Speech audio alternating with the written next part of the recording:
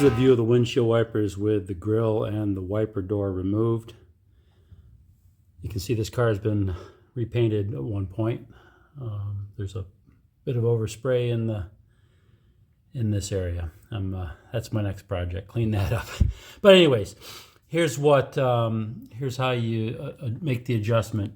To start, you lift up this the driver's side windshield wiper, and you put it below the stopper, and then what you do is loosen these nuts here. The lower set of nuts is for the driver's side. The upper set of nuts is for the passenger side.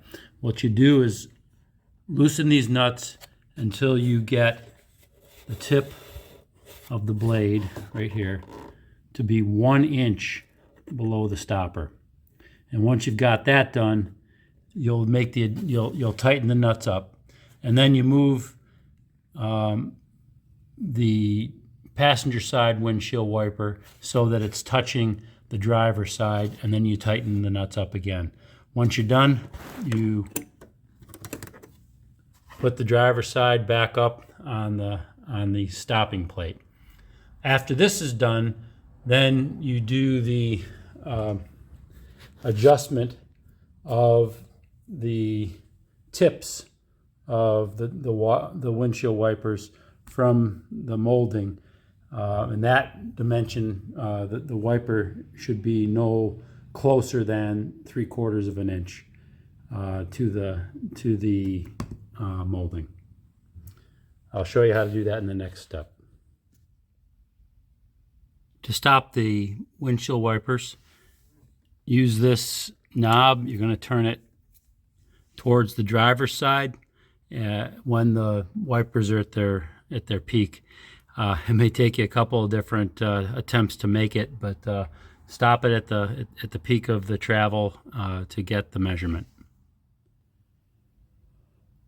Once you've got the windshield wipers stopped at their maximum opening, what you're going to do is adjust the windshield wipers such that the tip is 3/4 of an inch away from the daylight opening. And you'll do that by, if you go down to the arm here, I'm going to pull it up. Sorry for the overspray from my previous owner. But that screw right there, you use that screw to adjust the location of that tip. So I'm going to put it back to where it was, and I'm going to make the adjustment off camera and show you what it looks like. To get the windshield wiper to go out toward the closed daylight opening, basically go from an inch to 3/4 of an inch, you'll have to turn the screw counterclockwise. To make the opening bigger, you'll have to turn the screw clockwise. Here's what the final result looks like, which is about what it should be.